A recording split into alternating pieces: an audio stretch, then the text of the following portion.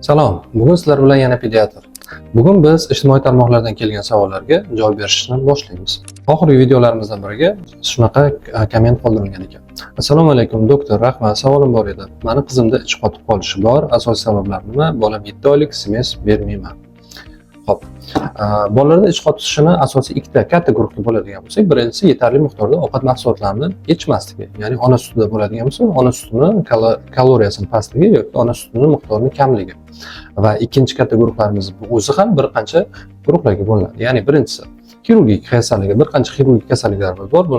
Bu xirurgik kasalliklar tufayli bolada ich qotishi yoki ichini umuman kelmaslik holatlari bo'lishi mumkin. Ona doimiy ich keltiruvchi dori vositalarini berib, ichini keltirib turadi.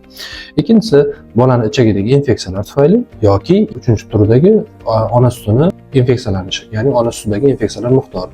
Va bizda oxirgisi esa bu o'sha axlatni shakllanishi uchun yoki ichishini yurg'izuvchi ovqat mahsulotlarining yetarli miqdorda bo'lmasligi, ko'katlar, mevalar yoki sut va sut mahsulotlarining bo'lmasligi yoki ikkinchi tomoni ham bor.